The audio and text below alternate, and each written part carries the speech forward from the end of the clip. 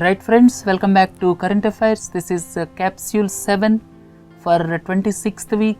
I have already told you the pattern from 26th week got changed and we are going to discuss on Financial Stability Report. Under Capsule-7, the discussion will be on Financial Stability Report. You may ask what is meant by Financial Stability Report. Financial Stability Report is released by Reserve Bank of India once in 6 months.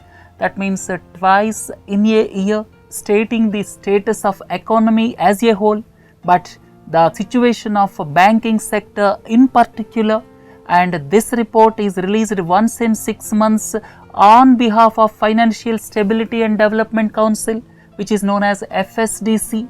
You may ask what is meant by FSDC. FSDC is headed by the finance minister of the country, and basically it is represented by the heads of financial sector regulators. The financial sector regulators in our country are Reserve Bank of India, then SEBI, then IRDAI, then Pension Fund Regulatory Development Authority, PFRDA. So these are all financial sector regulators, and the heads of these financial sector regulators are represented in the FSDC headed by the finance minister.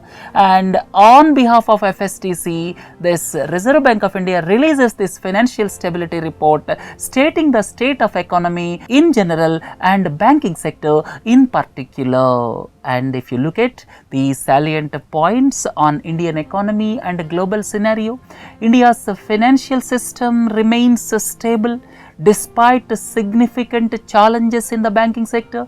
The challenges in the banking sector we are going to discuss a short while from now. Then global economies are fragile and experiencing uneven growth recoveries. In this context, I would like to tell you the World Bank also reduced the growth forecast for 2016 to 2.4%. And the third important point is India stands out in terms of relatively stronger growth and improved economic fundamentals. What are these fundamentals? One is inflation. Inflation is well within limit, below 6%, but the worrying factor is it is slowly inching up. I am talking about consumer price based inflation. So CPI inflation is at present around 5.8% and is slowly inching up, but still it is under control, below 6%.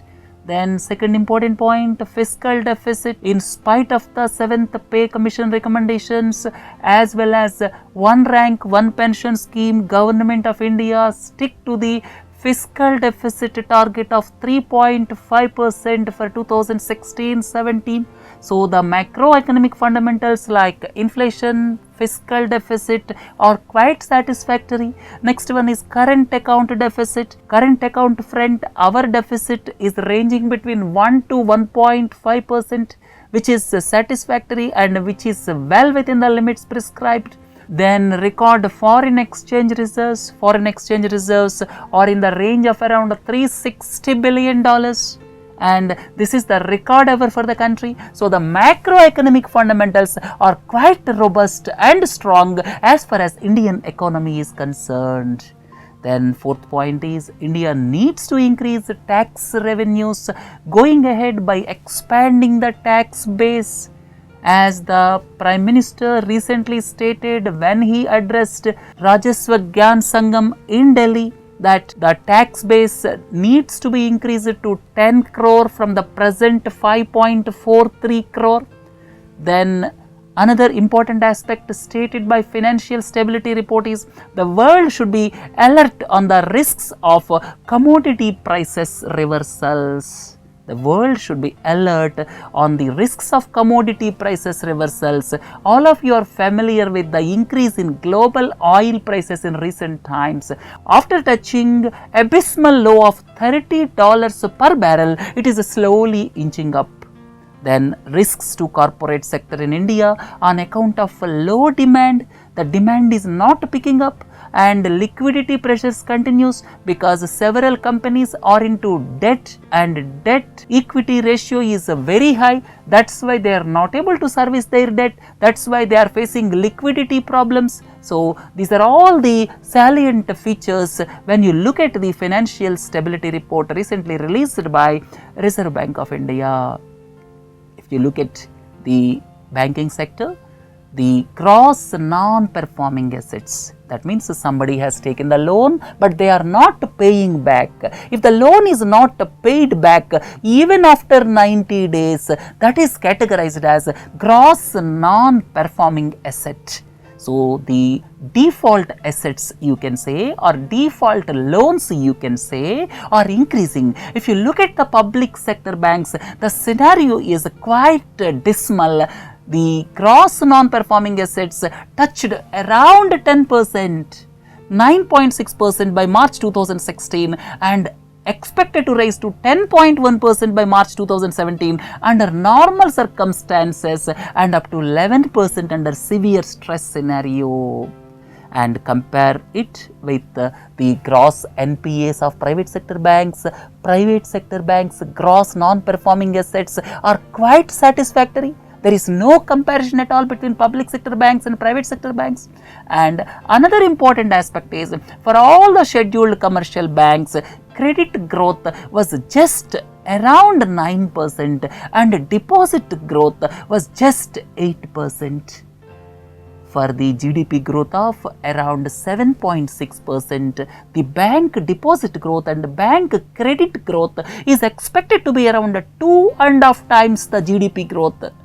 But unfortunately, the credit growth and deposit growth are hovering around 8 to 9% and it shows there is a lot of stress in the corporate sector, right? And if you look at the asset quality of scheduled commercial banks as released by Reserve Bank of India, if you look at the portion flagged as 1, that is the gross non-performing assets for public sector banks, as well as the other one is restructured assets. If you look at the blue line represents gross non-performing assets, as I have already explained you, and the red line shows restructured advances. What is meant by restructured advances? Restructured advances are nothing but under corporate debt restructuring scheme of 2001. If there is a genuine reason, the loans will be restructured on easier terms and there is every possibility that some of them may go bad in due course of time. That's why this gross non-performing assets as well as this restructured assets put together are known as stressed assets in the banking system. So if you look at the portion flagged as 1, this is the stressed assets for public sector banks, and compare them with private banks, which is flagged as number 2. And similarly compare these stressed assets for foreign banks operating in India, which is flagged as number 3. So if you compare 1 and 2 portions, the stressed assets for public sector banks are pretty bad in comparison to private sector banks. Please don't forget, the gross NPAs are the bad loans, as the customer not able to pay back, and if the period exceeds 90 days, they will be categorized as gross non-performing assets. And restructured assets means the assets are loans which are restructured because of some genuine reason, and both these put together are known as stressed assets in the banking system. So stressed assets in the banking system, if you compare public sector banks with private banks, there is no comparison at all, as is evident from the portions flagged as 1 and 2. Right, friends? Finally, what are the measures suggested by the Financial Stability Report to improve the health of public sector banks? The first suggestion is information technology enabled integrated collateral management framework.